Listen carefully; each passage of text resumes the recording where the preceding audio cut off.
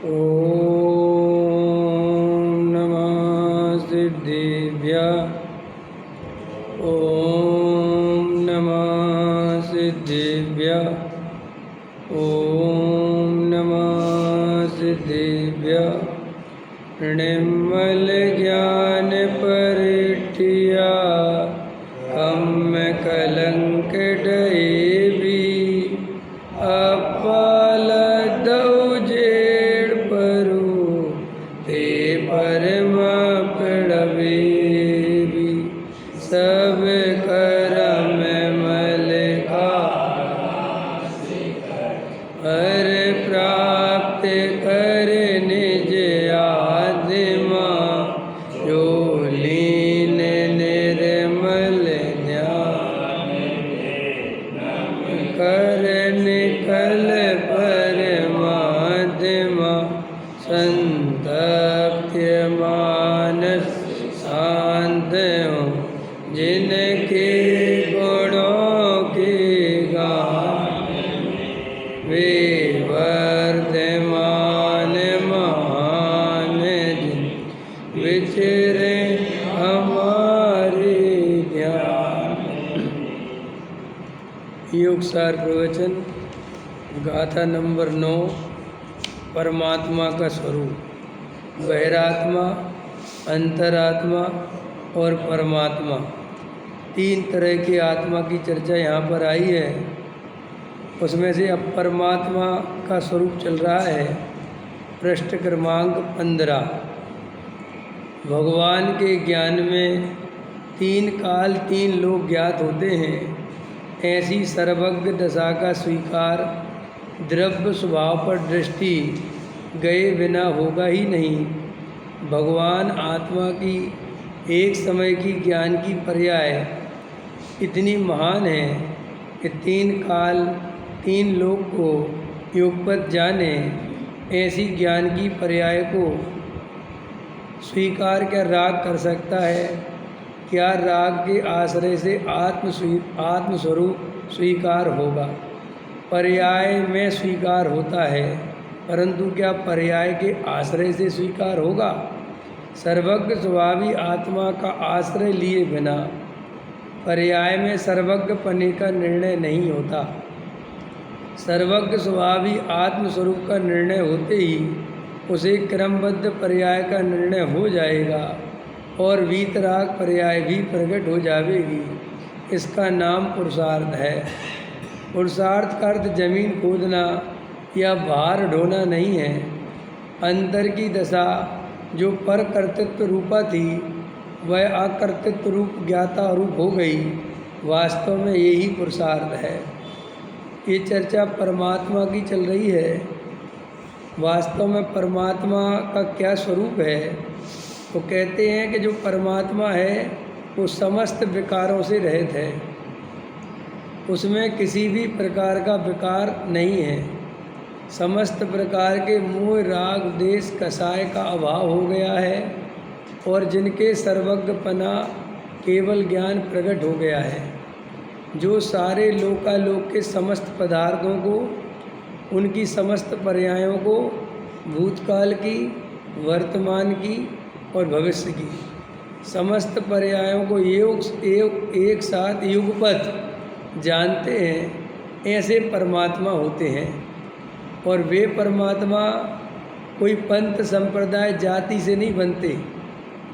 वे परमात्मा किसी पंथ जाति संप्रदाय के नहीं होते। वे परमात्मा तो अपने आत्मस्वरूप का अवलंबन लेने से, वीतरागता को ग्रहण करने से, समस्त राग देश को छोड़ने से बनते हैं। इसलिए जिन लोगों की ये मान्यता रहती है कि धर्म पंथ संप्रदाय जाति से होता है, सो वो मिथ्यात्व मान्यता है, झूठी मान्यता है। वास्तव में धर्म तो वीतरागता रूप है। चाहे कोई भी हो, श्वेतांबर हो, दिगंबर हो, अन्नमति हो, कोई भी हो, जब तक वीतरागता को स्वीकार नहीं करेगा, राग देश नहीं छोड़ेगा। समझ में आया? और राग देश छोड़ने का श्रद्धान नहीं करेगा। आत्म श्रद्धान से सम्यक दृष्टि होता है राग द्वेष करने लायक नहीं है, ये सुखी होने के उपाय नहीं है, ऐसा श्रद्धान करने से सम्यक दृष्टि होता है, ऐसा ज्ञान जिस जीव को है वो सम्यक ज्ञान कहलाता है। और जो राग आदि का अभाव करता है, जो राग आदि को जड़ मूल से खत्म करता है, उससे चारित्र्य प्रकट होता है। तो सारे जगत में अनेक अनेक प्रकार के मत संप्रदाय चलते हैं। कुछ लोग कुल अपेक्षा से धर्म मानते हैं, और जब कुल अपेक्षा से, जाति अपेक्षा से, पंथ संप्रदाय से धर्म चलता है तो वो धर्म कभी सच्चा होता ही नहीं, क्योंकि कुल परंपरा से किया गया धर्म वो तो परंपरा वाला धर्म है, उसमें तुम्हारा अनुभव कुछ नहीं है। तुम जैन धर्म को इसलिए महान मानते हो कि तुम जैन कुल में जन्म हो गया, तो तुम्हारा महान मानना कोई काम का ही नहीं है। तुम जैन धर्म जयवंत बरते, जिन शासन जयवंत बरते, जय हो महावीर भगवान की, और तेज तेज नारे लगाते हो, जुलूस निकालते हो, लेकिन तुम्हें वीतरागता का, सर्वज्ञता का स्वरूप अगर पता नहीं है, तुम जिनेंद्र देव का स्वरूप नहीं जानते, तो तुम्हारा ये सब बोलना व्यर्थ है, क्योंकि ये तुम कुल अपेक्षा से, परंपरा से बोलते हो। और 99% लोग परंपरावादी हैं, और सब लोग अपने धर्म का, अपने मत का, अपने क्या कह संप्रदाय का जो पालन पोषण करते हैं वो केवल परंपरागत ही और शास्त्रों से ही करते हैं। उनकी अपनी खुद की कोई बुद्धि नहीं, कोई विवेक नहीं, कोई विचार नहीं, कुछ खबर नहीं, केवल मूढ़ मिथ्या दृष्टि बने रहते हैं। और हमारे धर्म में तो ऐसा कहा है, हमारे भगवान ने तो ऐसा कहा है, हमारे गुरु ने तो ऐसा कहा है, बस यही बातें करते रहते हैं। कभी गुरु के चरणों में लेटते हैं, कभी गुरु की वंदना करते हैं, कभी भगवान की पूजा करते हैं, कभी नाचते हैं, कभी गाते हैं, कभी शास्त्रों की जय जय बोलते हैं, कभी जिनवाणी सिर पर रख के घूमते हैं, समझा, कभी जुलूस निकालते हैं, कभी प्रथमानियों की कोई कहानी पढ़ लेते हैं, कुछ कर्म के बारे में सुन लेते हैं, कर्म बड़े बलवान जगत में पेरत है भगवान मेरी नैया भव पार लगा देना, ऐसे भजन गाते रहते हैं और भगवान को करता धरता मानकर अपने धर्म का पालन करते रहते। सो वे सब जैन मिथ्या दृष्टि जानना, समझ में आया?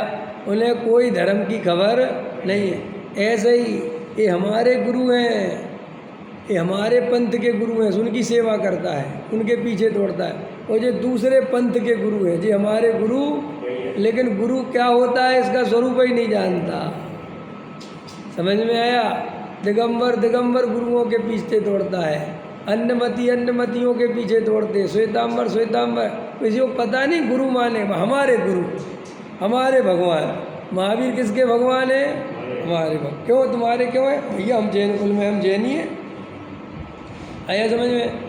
ये सब मिथ्यात्व है अरविंद जी। हाँ, इससे कोई सम्यक दर्शन मिलने वाला, चाहे तुम जितना चाहे गुरुओं के पीछे दौड़ लेना, जितना रात दिन उनके चरण धोना दूध से, पानी से नहीं कह रहा हूँ। अब आजकल के तो पानी से भी धुलवाने में अच्छा नहीं मानते, कहते दूध से धो, समझे? दूध से चरण धुलते हैं आजकल। गुरु भक्ति है, गुरु भक्ति, गुरु भक्ति।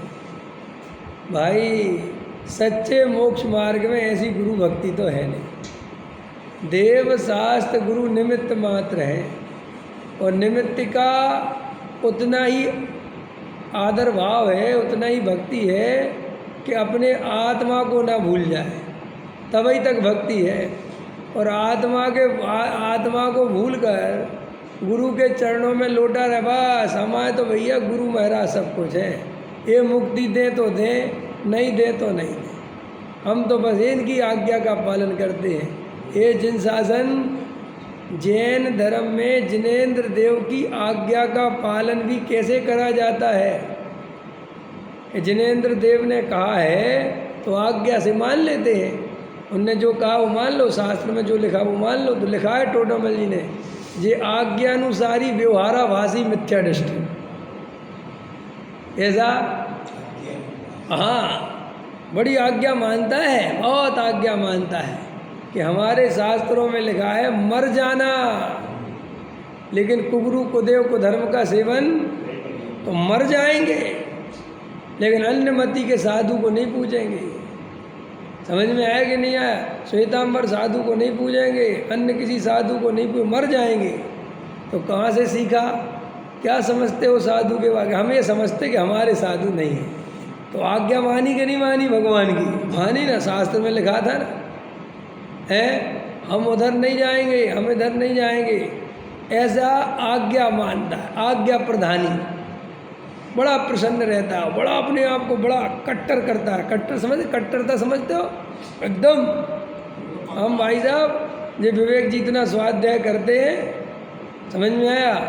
हम ऐसे नहीं है, ये स्वाध्याय भले करते, लेकिन हमने देखा ये तो किसी भी साधु से बात कर लेते हैं, किसी के भी पास चले जाते हैं, समझा? हम तो शास्त्र पढ़े चाहे नहीं पढ़े, हम किसी साधु वाधु के पास नहीं जाते। ऐसा अहंकार से पीड़ित है और अपने को बड़ा धर्मात्मा समझता है। इस परिणति से, ये अहंकार की परिणति हठाग्रह, जिसे कुछ अता पता नहीं है, कोई धर्म ध्यान नहीं, कोई आत्मचिंतन नहीं, कोई भेद ज्ञान, बस शास्त्र में पढ़ लिया कुगुरु कुदेव को धर्म का सेवन नहीं करना, आज्ञा मान ली ना, रात्रि भोजन नहीं करना, आज्ञा मान ली, मर जाएंगे, लेकिन ये क्यों नहीं करना? इसका क्या प्रयोजन है? रात्रि भोजन करने से कौन सा दोष आता है? और वो नेगेटिव तो सभी बता दे कि जीव हिंसा होती है, वो तो नेगेटिव, वो तो बाहरी है। वो देखो भाई, मैं जीवों को बचाता हूँ, मैं जीवों की रक्षा करता हूँ, मैं जीवों को बचाता हूँ, मैं शुद्ध भोजन करने से जीवों की रक्षा करता हूँ, अभक्ष खाने से बहुत जीव मरते हैं इसलिए मैं नहीं खाता। ऐसी मान्यता पूर्वक वो शुद्ध भोजन भी करे तो शुद्ध भोजन करने के साथ साथ मिथ्यात्व का भी सेवन करता है। समझ में आया? मैं जीवों की रक्षा करता हूँ, इस मान्यता पूर्वक, ईर्ष्या समिति पूर्वक चले तो चलता है, और साथ में मिथ्यात्व का सेवन होता है, मिथ्यात्व मजबूत होता है। अरे आचार्य कुंद देव कहते हैं वो जैनी नहीं है जो ऐसा माने कि मैं जीवों को बचाता हूँ, वो तो अन्य मत में शामिल है, क्योंकि तो विष्णु मत की मान्यता है कि विष्णु समस्त जीवों की पृथ्वी की रक्षा करता है। जैन धर्म में कोई किसी की रक्षा कर ही नहीं सकता, रक्षा करने की व्यवस्था नहीं है, सभी द्रव्य स्वतंत्र हैं, परिपूर्ण हैं और अजर अमर हैं। क्या है? तुम अकेले अजर अमर नहीं हो, ये पुद्गल भी शाश्वत है, ये धर्म द्रव्य भी शाश्वत है, अधर्म द्रव्य भी शाश्वत है, आकाश भी है, काल भी है, इनका नाश नहीं होता। तो जब कोई किसी का नाश होता ही नहीं, करता ही नहीं, तो फिर बचाने की बात कहाँ से आ गई? कौन किसको बचा सकता है? लेकिन अपने आप को शुद्ध भोजन करने से मैं जीवों को बचाता हूँ, थोड़ा शुद्ध आचरण पालने से मैं जीवों की ऐसे आज्ञा प्रधानी। और उससे पूछो कि कहाँ से सीखा है तुमने? कहता शास्त्रों में लिखा है। समझ में रमेश जी? आज्ञा प्रधानी है बस। हम तो दीपक से आरती करेंगे। कैसे आरती करेंगे? नाचे छम छम छम छमा छम, नाचे घुंघरू है, हाथों में दीपक लेके आरती करूं, नाचे छम छम छम। तो उससे कहो ये दीपक से क्यों कर रहे हो? इसमें देखो भैया ये अग्नि का है, जीव जलते। सो कहता हमें नहीं पता, शास्त्रों में लिखा है। ये धूप क्यों खे रहे हो? ये धूप अनल में खेने से लिखा नहीं क्या धूप की, धूप खेलेंगे। तो ऐसा आज्ञा प्रधानी। कैसा प्रधानी? जिसका स्वयं विवेक कुछ भी नहीं है, बस शास्त्रों में जो लिखा है हम तो वो मानेंगे। और सुनो, ये कई तो शास्त्र प्रधानी हो गए कि शास्त्रों में, और कई गुरु प्रधानी। हमारे गुरु महाराज ने जो कह दिया, अगर हमारे गुरु महाराज ने कह दिया जो है अभिषेक सोने की थाली में होना चाहिए, तो वही अभिषेक कहलाएगा। और क्या होता है? शांति धारा। तो बस सोने की थाली खरीद के लाएगा। समझा? क्यों? उससे पूछो कहाँ लिखा? इधर लिखने फकने छोड़ो, हमारे गुरु जी ने कहा। अभी एक गुरुजी कह रहे थे एक दिन, साधु महाराज, सारी दुनिया मेरे से डरती है, सब साधु मेरे से डरते हैं, उन्हें डराने में बहुत मज़ा आता है, रस बहुत है उनको डराने में। समझ में आया? तो बोले क्यों डरती है? बोले मैं बताता हूँ, मेरी एक आवाज़ पर, समझ में आया, लोग लाखों खड़े हो जाते हैं, और मेरा एक एक वचन आगम प्रमाण बन जाता है, मैं जो बोल दूँ वो आगम है। ओ चल रहा भैया, ओ जय जय, ओ जय जय, ऐसे गुरु प्रधानी, बस गुरु ने जो कह दिया, और गुरु महाराज, बस गुरु के चरण पी लिए धोके। समझ में आया है? अभी तो आजकल खबरें आती, पीने भी लग गए लोग, अतिवादी हो रहे आजकल बहुत है, पंचम काल हो रहा है ना, ये पंचम काल की भाई है, चरणामृत ये उनमें तो पीते ही थे, अन्नमतियों में, आजकल अपने यहाँ पे भी चालू हो जा रहा है। क्या करें? याद रखना, हर चीज़ की अति बहुत खराब है, चाहे गुरु की अति हो, चाहे शास्त्र की अति हो, चाहे देव की अति हो, और चाहे बिना सोचे समझे वैराग्य की अति हो, क्रिया की अति हो, खींचतान, हम तो करेंगे क्रिया, हम तो चाहे कुछ हो जाए, ये जितने भी अतिवादी लोग होते हैं, इनसे हमेशा सावधान रहना चाहिए। देखो, सम्यक दृष्टि आत्मा से सबसे ज़्यादा प्रेम करता है, सारा अपनापन एक अपने त्रिकाली ध्रुव में रखता है मास्टर जी, लेकिन उतावला नहीं होता। सम्यक दृष्टि उतावला नहीं होता, उसके चित्त में एक अलग प्रकार की शांति, धैर्य और वस्तु स्वरूप की श्रद्धा, पर्यायों की स्वीकृति सहज होती है। ना तो अति उतावला होकर साधु बनना चाहता है, ना अति उतावला होकर कोई त्याग व्रत लेता है। लाखों वर्षों तक भी होए, करोड़ों वर्षों तक भी होए वो चौथा गुण स्थान, तो शांति से रहता है। और जो अतिवादी लोग हैं, अतिवादी समझते हो कि नहीं? हमने देखे बहुत से अतिवादी, 3 महीने आए नहीं प्रवचन में, 2 महीने और सबसे आगे अतिवादी है, ये छोड़ दिया, वो छोड़ दिया, ये छोड़ दिया, वे नहीं करेंगे, वे नहीं करेंगे, अब हमें दुकान नहीं चलाना, अब हमें ये नहीं करना, अब हम तो परिक्रय थोड़ा सीमित कर देंगे। अति उतावले 2 महीने में ही, समझ में आया? और उनकी परिणति चढ़ाने वाले तो मिल ही जाते हैं, बहुत अच्छा, बहुत अच्छा, बहुत अच्छा। ये अतिवादी लोग हमेशा गड्ढे में गिरते हैं। कभी भी अतिवादी नहीं बनना चाहिए, न धर्म के क्षेत्र में, न कर्म के क्षेत्र, किसी क्षेत्र में ही नहीं बन। अति उतावलापन हमेशा नुकसानदायक होता है। और अति उतावले हो गए, हमें नहीं खाएंगे, हमें नहीं करेंगे, हमें नहीं करेंगे, हमें नहीं करेंगे, जल्दी जल्दी जल्दी जल्दी जल्दी। शास्त्र भी पढ़ने की इतनी जल्दी है, इतनी जल्दी है कि समय सारी पढ़ लें, ये भी पढ़ लें, वो भी पढ़ लें, नियम सारी पढ़ लें, ये भी पढ़ लें, वो भी पढ़ लें, कल पंडित जी ने ये बताया था, जल्दी ये भी पढ़ लें। अति उतावलापन है, तो वो गुरु के प्रति अति भक्ति हो गई। क्या हो गई? गुरु के प्रति अति भक्ति। अब गुरु जो कहे, दौड़ रहे हैं गुरु के पीछे, भाग रहे हैं, चाहे कुछ हो जाए, वह गुरु महाराज, गुरु महाराज। हर 15 दिन में गुरु के पास भाग जाता है, क्या सोच के कि वह गुरु की भक्ति करनी, और वहाँ गुरु की सुनता नहीं। अब आप कैसी बात कर रहे, गुरु की सुनता नहीं? सुनो, जो गुरु सुनावे उसके पास जाता नहीं,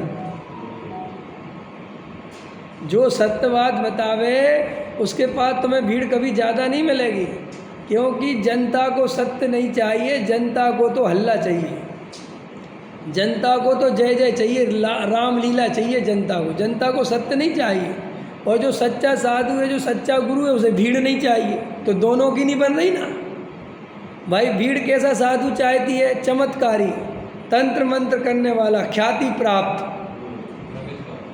है, क्या? हाँ, भ्रमित करने वाला। समझ में आया कि नहीं आया? और ये तो भीड़ को चाहिए। और ऐसा ही साधु हो तो जोड़ी बनेगी कि नहीं बनेगी? अब जो सच्चा साधु है उसे ऐसी भीड़ नहीं चाहिए, और ऐसी भीड़ को ऐसा साधु नहीं चाहिए, वो ख़त्म बात। इसलिए तुम्हें मार्केट में सच्चा गुरु ढूंढने जाओगे तो कभी नहीं मिलेगा। सच्चा गुरु तो तुम्हें एकांत में मिलेगा, जहाँ भीड़ होगी नहीं, वो वहाँ तुम पहुँचोगे नहीं। तो फिर क्या करें? गुरु की तलाश करें कि नहीं? गलत। तुम आत्मा ही तुम्हारा गुरु है। तुम तो आत्मा को ईमानदारी से समझने की कोशिश करो, स्वाध्याय करो। तो साहब गुरु हम गारंटी दे रहे, तुम्हारे पास तुम्हारी योग्यता होगी, गुरु के वचन, गुरु की वाणी अपने आप आ जाएगी। और दूसरी बात, ये चर्चा तो वो करें जो निर्गुरु हो, जिनके पास गुरु नहीं हो। वे सोचे ये प्रश्न तो उनके लिए, हमारे पास तो गुरु है ना, या आपके पास कौन सा गुरु है? आप सोच सकते हो कि हमारे पास कौन सा? हमारे पास है ना, हमारे पास कुंद आचार्य, अमृत चंद देव, टोडामल जी, बनारसी दास और दौलत राम जी और इतने सारे आचार्य, उनके शास्त्र, ये सब वही तो है। साक्षात अनंत परमात्मा की वाणी, श्रीमंदर भगवान की वाणी, पंच परमागम, मोक्ष मार्ग प्रकाशक, ये सब क्या है? ये शास्त्र माने होता क्या है? शास्त्र माने पुस्तक नहीं होता। शास्त्र माने होता है जो ज्ञानी गुरुओं के द्वारा वचन कहे गए हैं, उनको लिख दिया गया है, और उनने लिख दिया है, उसको ही तो शास्त्र कहते हैं। आदमी अपने भावों को शब्दों से ज़्यादा, बोलने से ज़्यादा पुस्तक में व्यक्त कर पाता है। समझ में आया? बोलने में कितना बोल पाओगे, लेकिन लिखने में क्या होता है, आप चारों तरफ से लिख सकते हो, बता सकते हो। तो शास्त्र तो बहुत बड़े गुरु हैं। समझ में आया? और एक अपने पास ऐसा चाहिए जो हमारी गलतियां देख सके, हमें बता सके। सो हमारे पास पंडित विद्वान है, उसमें क्या दिक्कत है? नहीं समझ में आया? हमें किसके, और हमें पूज्य गुरुदेव श्री मिल गए, उनके पूरी सीडी प्रवचन है, सब तो है हमारे पास। और ईमानदारी से अगर आप सही तत्व सुनोगे, सही आत्मकल्याण की भावना से सुनोगे, तो मैं गारंटी देता हूँ जिन जीवों की सच्ची भावना है उनको सच्चा गुरु गुरु के दो अर्थ हैं, एक आध्यात्मिक गुरु, एक वो मास्टर जी दीक्षा गुरु। तो अभी अपने दीक्षा गुरु तो अपन ने दीक्षा ही नहीं ली, सो अपन तो वो तो कोई चक्कर है ही नहीं।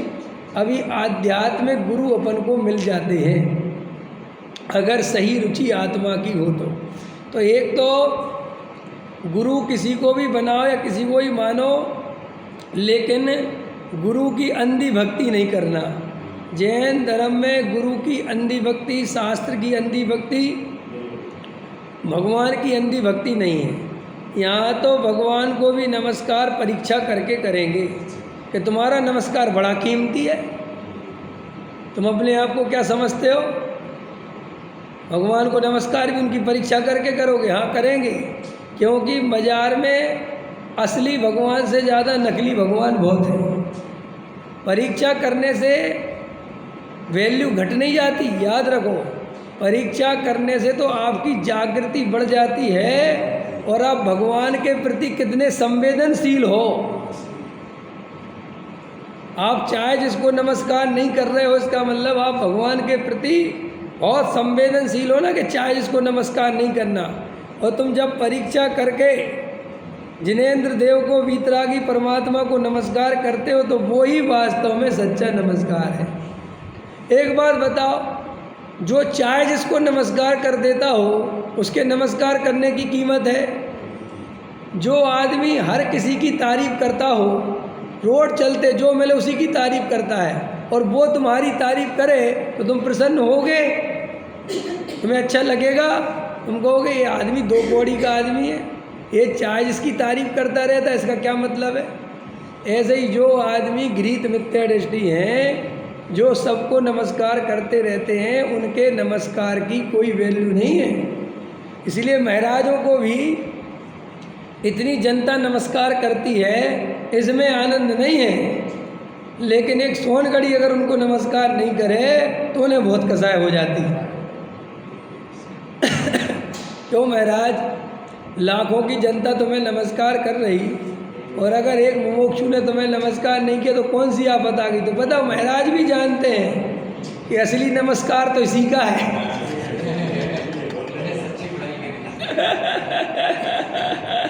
समझ में? हमारे नमस्कार के लिए तो महाराज भी तरसते हैं, महाराज भी जानते हैं कि अगर इसने मेरे को नमस्कार कर दिया तो मैं परीक्षा में पास हो गया। समझ में आया ना? उनको पता है इसने स्वाध्याय करा है, इसने शास्त्र पढ़ा, ये गुरु का स्वरूप समझता है, और वे भी जानते हैं कि गुरु का स्वरूप क्या है। समझ में आया? तो उन्हें बहुत तकलीफ होती है। कई दफ़े ऐसा प्रसंग होते हैं, देखे होंगे कि मान के चलो कोई आए हैं महाराज और बैठे हैं और इतनी जनता उनको सुन रही, अब वहीं बेदी है और अपन दर्शन करने गए तो वे अपने आव भाव से लक्षणों से पहचान जाते हैं कि ये मंडल का आदमी है। समझ में आया कि नहीं आया? अब वो सारा ध्यान उनका वही रहेगा। अब वो तो अपना निकल जाता है बाद में दर्शन, तो पूछेंगे ये कौन आया था? कि महाराज जैन साहब आए थे। ये क्या वहाँ का है, क्या है मोक्षुओं का? महाराज आपको कैसे पता? रहे हमें सब पता चल जाता है।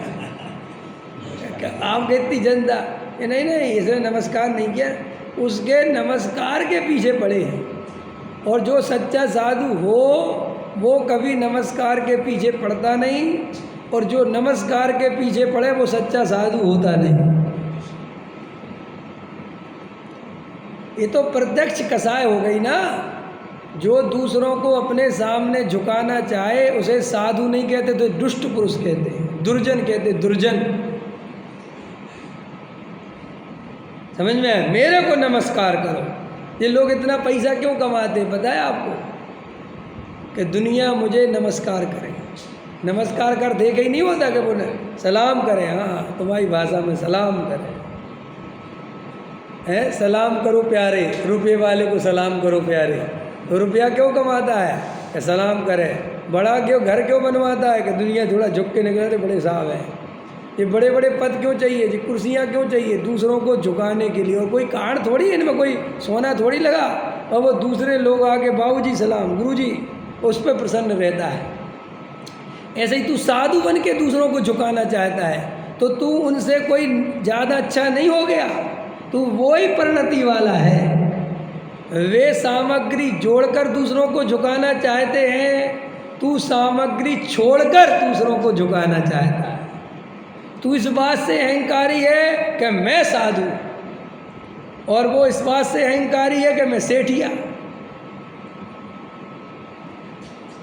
अरे पंडित भी अगर अपने को क्षय उपशम ज्ञान से बड़ा माने और दूसरे मेरे सामने झुकें,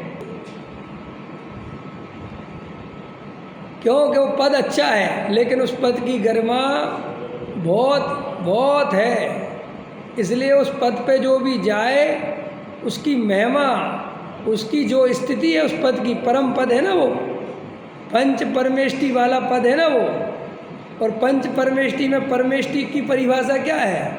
जो परम पद में स्थित हो उन्हें परमेष्टि कहते हैं। तो परम पद नाम है उसका। दुनिया के पद तो पद है, वो परम पद है जिसके सामने सारे पद बेकार हैं। तो ऐसे परम पद पर जाकर कोई साधु वीतरागता को छोड़कर राग द्वेष करे तो वो उस पद की गरिमा को खोता है, बहुत पाप का बंद करता है।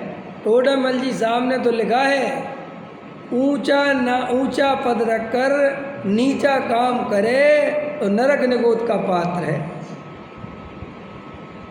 कई लोग सोचते हैं कि हम तो साधु बन गए, त्याग व्रत ले लिया, कपड़े उतार दिए तो हमें तो स्वर्ग मिलेगा। ऐसे स्वर्ग फर्ग नहीं मिलता। अगर अंदर परिणति में बेईमानी है, छल कपट है, मायाचार है, ठगिया है, तो इसका फल नरक निगूद है। अगर कपड़े नहीं पहनने से आदमी को स्वर्ग मिलता तो सारे त्रियंच गति के जीव स्वर्ग चले जाते, और वे जंगल में जो आदिवासी बिना कपड़ों के रहते वे भी स्वर्ग चले जाते। समझ में आया कि नहीं आया? भोजन नहीं करने से स्वर्ग मिलता तो स्वर्ग बहुत सस्ता हो जाता, 2 कौड़ी का हो जाता फिर उस स्वर्ग। कि भूखे रह गए तो स्वर्ग मिल जाए, बेकार की बातें हैं भाई। ये तो तुम्हारे लिए समझ लो व्यर्थ की दिमाग में भर दिए कि व्रत उपवास करने से स्वर्ग मिलता है। कोई स्वर्ग नहीं मिलता व्रत उपवास करने से। परिणामों की विशुद्धि हो, अभिप्राय की निर्मलता हो, वास्तव में कसाय की मंदता हो, कसाय की मंदता दो तरह से समझना। एक तो अधिकतर जो अपन कसाय मंद समझते हैं वो अधिकतर कसाय की तीव्रता है, जिसे तुम मंदता समझते हो। ऐसा कौन सा नीचे भूमिका में ऊपर की दीक्षाएं, ऊपर के पद धारण करता है, ये तीव्र कसाय का लक्षण है। ये मंद कसाय का लक्षण नहीं लिखा टोडामल जी ने। क्या लिखा? छोटे भूमिका के अनुसार ज़्यादा वृत्ति संयम पाले। जो भूमिका नहीं है तो वो कहते हैं कि वो तीव्र कसाय में होता है, वो मंद कसाय में नहीं होता, क्योंकि अंदर बहुत उतावलापन है, बहुत ज़्यादा खींच तो करनी पड़ेगी। जब और आप कहोगे नहीं हमें तो साहब कोई खींच नहीं होती, तो भाई साहब वो तो शरीर की आदत डेवलप हो गई है, लेकिन अंदर से वो कसाय मिटी नहीं है। शरीर की आदतें आपकी कसाय नहीं बता सकती। आदत का क्या है? ये लेबर है ना, लेबर फैक्ट्रियों में काम करती है, सुबह 9 बजे से रात के 9 बजे तक काम करते हैं। तुम कर सकते हो? तुम उनके जैसी मेहनत कर सकते हो? क्यों नहीं कर सकते? क्या कमी है तुम्हारे? बताओ।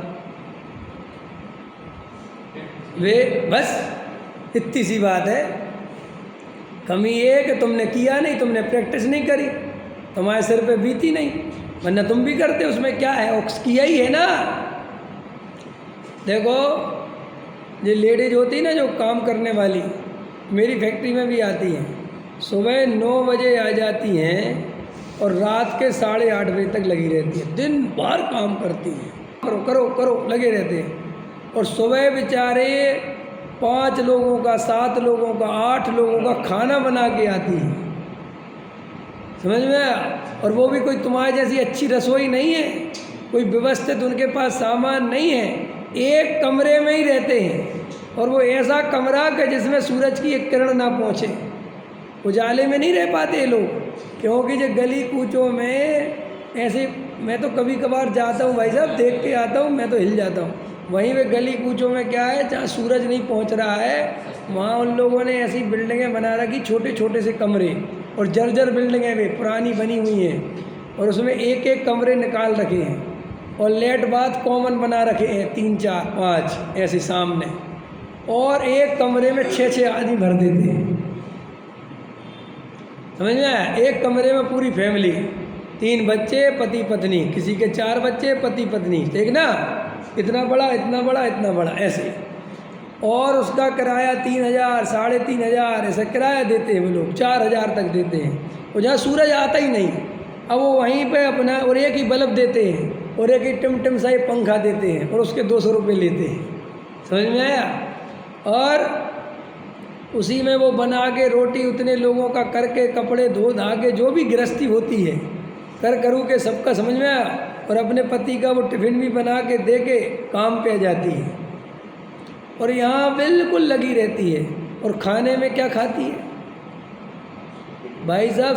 रोटी बिना घी की, घी तो होता ही नहीं, ऐसी रोटी लाते हैं, और जरा सी वो आलू की सब्ज़ी रख लाते हैं, और कभी आलू की सब्ज़ी नहीं मिली, बोई नहीं हुए, तो वो रख लाते मिर्ची फिर्ची, ऐसे खाते हैं। समझ में आया? उतनी बोई रोटी खाते हैं, और खाई और तुरंत काम पे लग जाते हैं, क्योंकि आधा घंटा तो मिलता ही है। अब उसके बाद रात को 8 साढ़े 8 तक लगे रहते हैं, ठीक है। और यहाँ से जाएगी तो फिर सबका खाना बनाएगी, फिर बर्तन धोएगी। समझ में आया? और रात के बेचारे 11-12 बजे सोएगी, और सुबह 5 साढ़े 5 बजे उठ जाएगी। और दिन भर कितनी मेहनत करी। अब मेरा प्रश्न ये है कि ऐसा काम करने वाला, इतना शांति से रहने वाला, कसाय मंद होगी उसकी? कसाय मंद होगी? क्या कर रही बेचारी? बहुत भैया, इन चीज़ों से किसी की मंदता तीव्रता नहीं जानना। ये तो परिस्थिति वैसी है, ये तो उदय वैसा है, और परिस्थिति उदय के अनुसार प्रकृति में ऐसी व्यवस्था है, जैसी परिस्थिति शरीर का परिणमन भी वैसा ही। समझ में आया? मुकेश अंबानी को मूंग की दाल नहीं पच रही, समझ में आया? और इनको पत्थर पच रहे हैं। जबकि मुकेश अंबानी के पास एक्सपर्ट डॉक्टर लगे हुए हैं। लगे कि नहीं लगे? बिल्कुल एक एक पार्ट को देखने वाले, तो भी नहीं समझ में आता। और यहाँ तो कोई देखने का बेचारी को पता ही नहीं है हो रहा है कि नहीं हो रहा। तो क्या हुआ, शरीर को आदत पड़ जाती है। ये जो व्रत उपवास है ये कोई धर्म के अंग नहीं है, ये बहुत ऐसा नहीं है कि साहब ये व्रत उपवास बहुत बड़ी, ये तो क्या है, आप साल 6 महीने जब आप जैसा अपनी बॉडी को जैसा फंक्शन दोगे, जैसी आप आदतें डेवलप करोगे वो वैसी डेवलप हो जाएगी। उससे कसाय को कोई फर्क नहीं पड़ता। ये बहुत लोगों की मान्यता है कि देह की क्रिया से कसाय मंद होती है, बिल्कुल नहीं होती। देह की क्रिया से कसाय मंद नहीं होती, बस कसाय जो है डाइवर्ट हो जाती है। नहीं समझे? जैसे आज मुझे भोजन नहीं करना और मैं हर अष्टमी चतुर्दशी उपवास करता रहता हूँ तो आदत पड़ गई, महीने में या 10 लक्षणी आ गए, आप उपवास कर दो, आपको आदत पड़ गई। तो कसाय को उससे कोई फर्क नहीं पड़ता, बस उसके दिमाग में फंक्शन सेट हो गया कि आज भोजन नहीं मिलेगा, वह खत्म हो गई। अब वो ऐसा सिस्टम है कि तुम जो फंक्शन सेट कर दो फिर वैसे ही वो उठाना बंद कर देता है विकल्प, क्योंकि उसे पता है आज नहीं मिलेगा। तो फिर आपको वैसा लगेगा देखो मेरी इच्छा भी नहीं थी और मैंने भोजन भी नहीं, लेकिन वो इच्छा और वो भोजन कहाँ से डेवलप हुआ है, रोज़ रोज़ करने से वो डेवलप हो गया, क्योंकि उसे भी पता चल गया कि इस दिन नहीं मिलता। जैसे अपन देखो हर संडे की छुट्टी रखते हैं, तो अपने मानसिकता में कुछ संडे आते ही या जो भी आप छुट्टी रखते हो, आपके दिमाग में उस दिन आलस आएगा, अरे आज नहीं करना। तो कहाँ से आ गया, कल क्यों नहीं आया था? क्योंकि वो आपका मन रोज़ रोज़ वैसी आदतें देखने से सीख जाता है सब कुछ। जैसे गाड़ी चलाते ना अपन, तो 2 3 4 6 दिन 15 दिन 50 दिन गाड़ी चलाओ तो बहुत सावधानी से चलानी पड़ती है, लेकिन जैसे ही वो एकदम रूटीन में आ गई तो फिर आप गाड़ी के गियर नहीं देखते, क्लच नहीं देखते, ब्रेक नहीं देखते, सब चलता जाता है। गजब गजब की बात है ये सब। तो इसका मतलब आदत है शरीर में डेवलप करने की, और मन उसको कैच कर लेता है। ये सब जो मन वचन काय है ना, ये सब पुद्गल के ही रूप है। ये सब जीव तो इसमें मात्र जानता देखता है, वो सब कसाय के हिसाब से डाइवर्ट सिस्टम बन जाता है। तो और परिस्थिति के हिसाब से सब परिस्थितियाँ जैसी बनेंगी आपके वैसे विकल्प, वैसा शरीर का हिसाब किताब सब बन जाएगा। बिल्कुल सिस्टम है। आपको ये कोई बड़ी बात नहीं है कि आपको लगता है हम ऐसा नहीं कर पाएंगे। आज आपकी परिस्थिति खराब हो जाए, आप उन्हीं कमरों में रह पाओगे जिनको देख के आप घबरा रहे हो। अरे यही जीव मर के नरक में चला जाता है ना, और नरक में क्या हालत है? ऐसा लिखा शास्त्रों में, जब पहली बार नरक की भूमि स्पर्श करता है तो ऐसा उछलता है फुटबॉल की तरह, अरे रे रे रे मुझे नहीं रहना, लेकिन फिर उसी पे गिरता है, फिर उछलता है, फिर गिरता है, फिर उछलता है, और धीरे धीरे धीरे धीरे स्वीकार कर लेता है कि अब यहीं रहना है।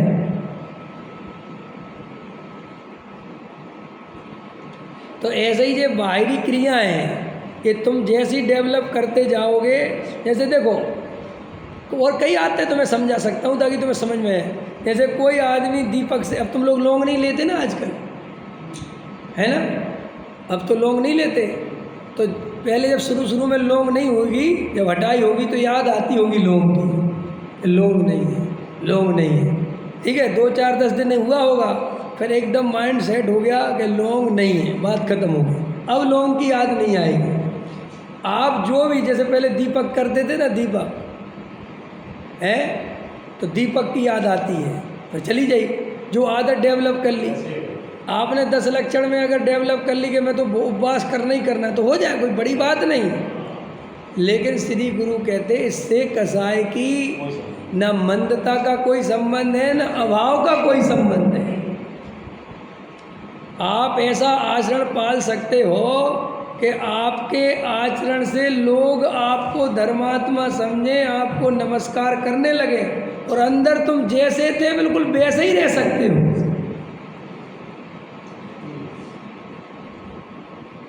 तो समझे?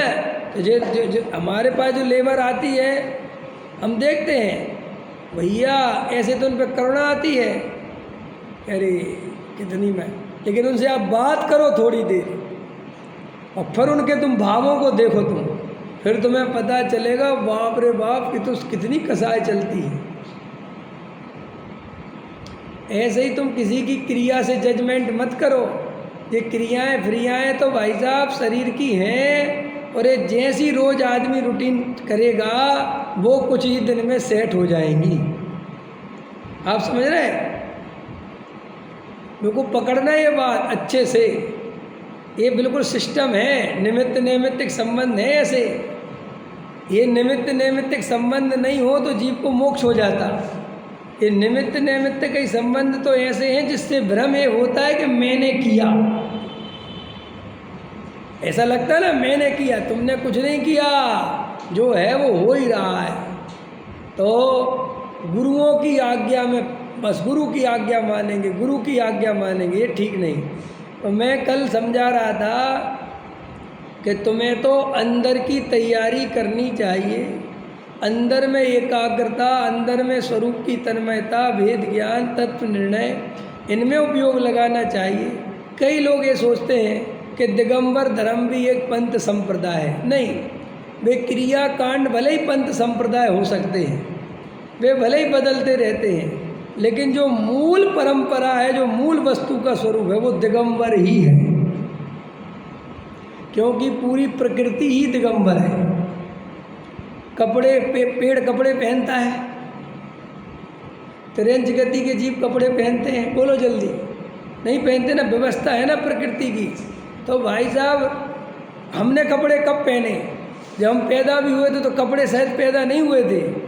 जब हमारे अंदर राग देश आया तो ही पहने ना अच्छे कपड़े। और 5,000 की शर्ट कब पहनोगे? जब राग बढ़ेगा। पकड़ में आया? आचार्य कहते तुम सोचते हो कि दिगंबर कोई परंपरा नहीं, ये तो गुणस्थान है ऐसा। चौथे गुणस्थान में जब जीव जाता है तो बता दिया था चौथे गुणस्थान का कि क्या क्या छूट जाता है। जब वही जीव आत्म स्थिरता करता है तो पंचम गुणस्थान आएगा, तो उसके अपने आप ही प्रथमा आदि जो बाहर का संयम जो कुछ भी है, उसके व्रत नियम, वो वैसे भाव आते हैं और वैसी दशा बनती है। वो बनाई नहीं जाती, वो कोई शास्त्रों से पढ़ के नहीं की जाती, वो वैसे ही भाव आता है और वैसे ही भाव आता है और वो ही लिख दिया जाता है जिसे तुम समझते हो कि ऐसा लिखा है। वो कहीं से लिखा भी कहाँ से गया?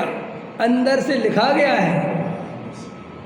और वो ही जीव जब और अपने आगे बढ़ता है, एलक छुल्लक की अवस्था में पहुंचता है, तो और ज़्यादा राख टूटता है।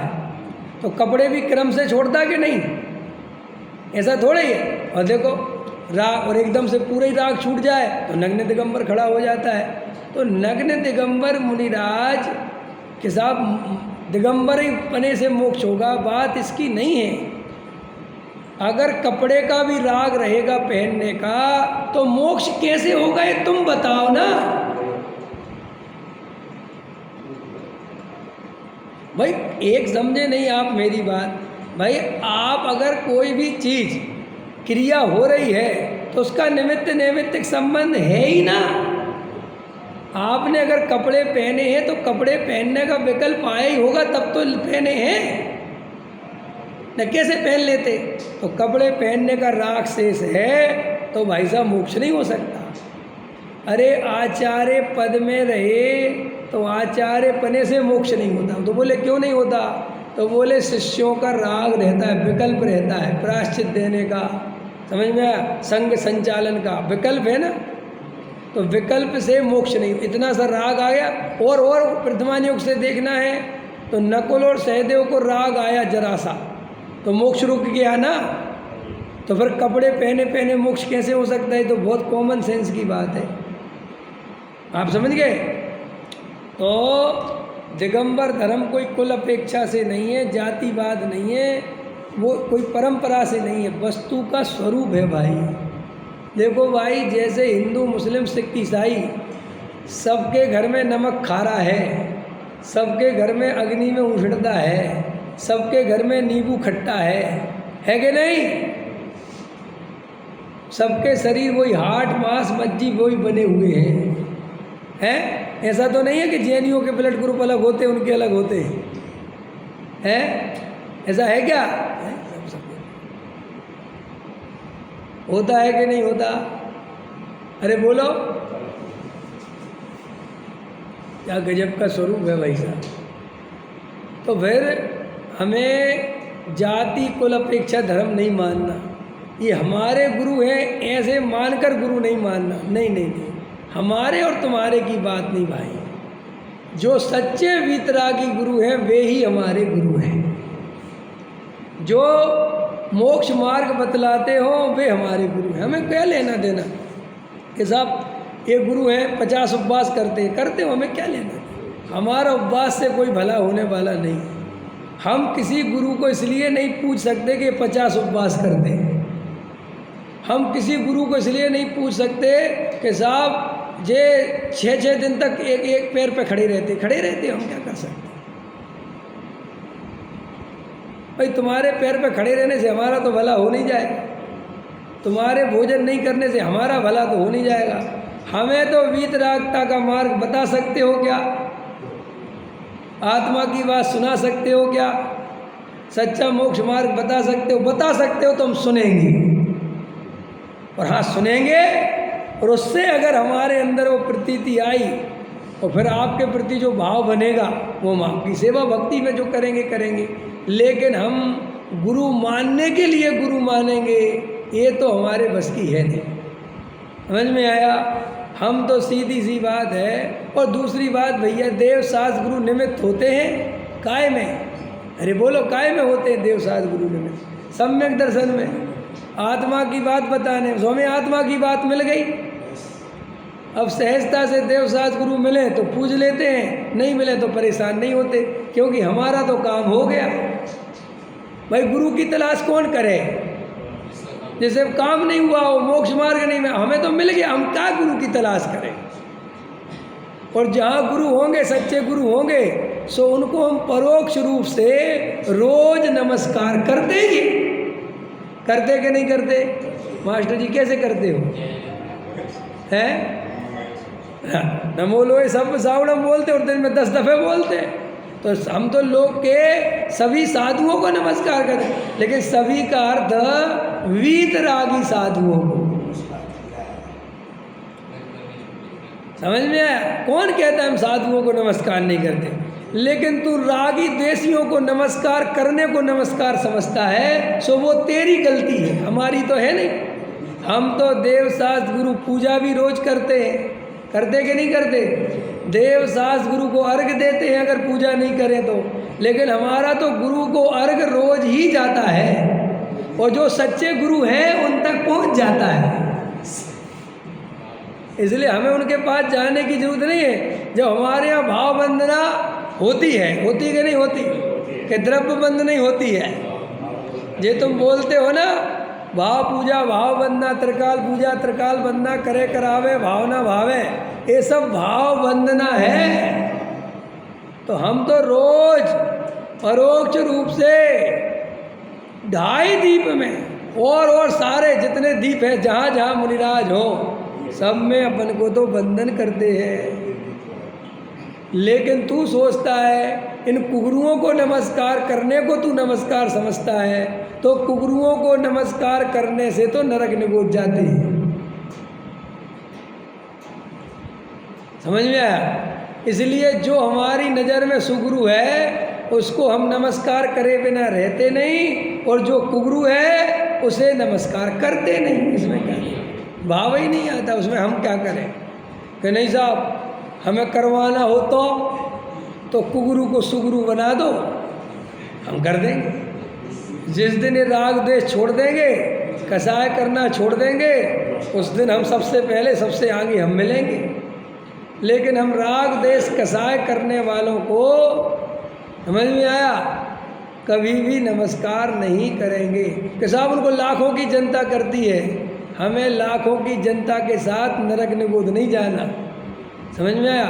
हमें तो मोक्ष मार्ग में जाना है, और मोक्ष मार्ग में लाखों नहीं जाते, मोक्ष मार्ग में तो उंगलियों पे गिरने वाले ही जाते हैं, बहुत कम। शास्त्रों ही में लिखा है ना, पंचम काल में सच्चे साधु और सम्यक दृष्टि बहुत कम होंगे। समझ में आया? इसलिए हम तो बहुत कम वालों के साथ ही रहेंगे, क्योंकि हमें संख्या में विश्वास नहीं है, हमें क्वांटिटी पे विश्वास नहीं है, क्वालिटी पे विश्वास है। समझ में आया?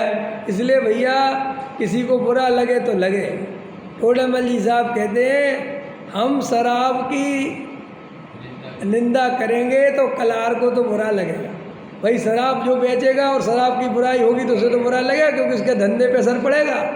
ऐसे ही हम जब सच्चे देव शास्त्र गुरु का स्वरूप बताएंगे तो कुगरू चिढ़ेंगे, क्योंकि कुगरुओं को पता है कि ये सच्चाई अगर सबके सामने आ गई और अगर लोगों ने स्वाध्याय करना चालू कर दिया और सच्चे मुनिराज का स्वरूप पढ़ लिया तो हमारे पास कोई आने वाला, इसलिए ना रहेगा बांस ना बजेगी बांसुरी। इसलिए उनको वे शास्त्र ही मत पढ़ने दो जिनमें सच्चे गुरु का स्वरूप बताया हो। तो फिर कौन से शास्त्र पढ़वाते हैं? जिनमें गुरु की महिमा गाई गई हो।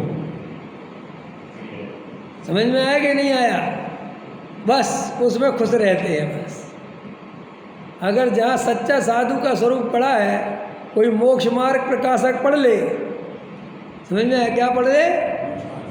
पंडित टोडामल जी का मोक्ष मार्ग प्रकाशक पढ़ ले तो उसे पता चल जाएगा कि सच्चे देव शास्त्र गुरु क्या है, तत्व क्या है, धर्म क्या है, समझ में आया? मिथ्यात्व क्या है, सब पता चल जाएगा।